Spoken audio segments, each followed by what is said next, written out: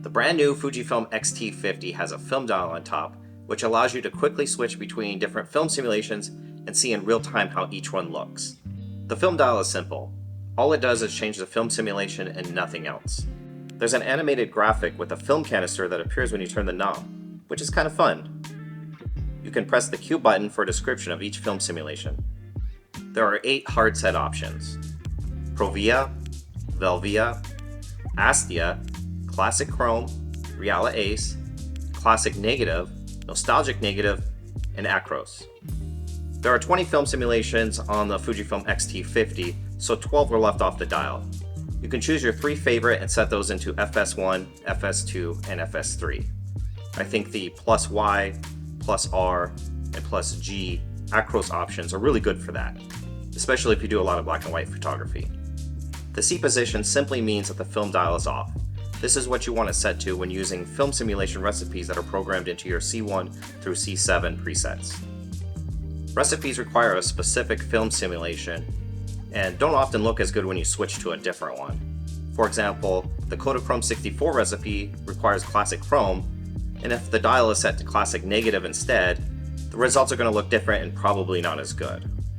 There are a few exceptions to this, but for the most part, you want to stick with the film simulation that the recipe calls for. Some people might leave the film dial in the C position just so they don't accidentally use the wrong film simulation with their recipes. But I have a different solution that I think you're going to like. The trick for getting the most out of the film dial is to have a recipe that works well with every film simulation. Then, whatever subject or light you encounter, you're going to find at least one that works well. I created such a recipe and designed it for maximum versatility. I set the rear command wheel to Select Custom Settings so I can quickly access whichever recipe I want to use.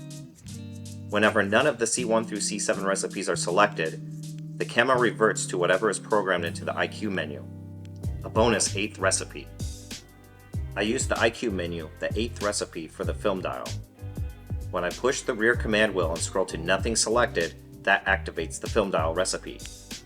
Now I can rotate the knob out of the C position and choose whichever film simulation that I want to use. One tip is to program a film simulation into the IQ menu that is not on the dial. I chose Eterna.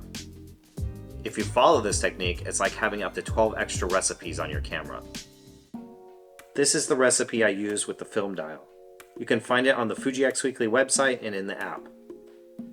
On my recent trip to New York, I was able to try it out, and it worked really well. Here are some of my favorite photos.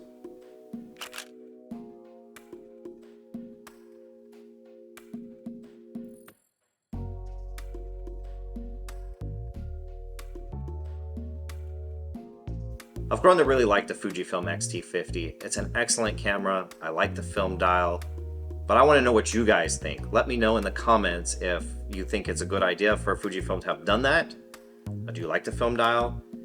Is it a camera that is interesting to you? Let me know. Until next time.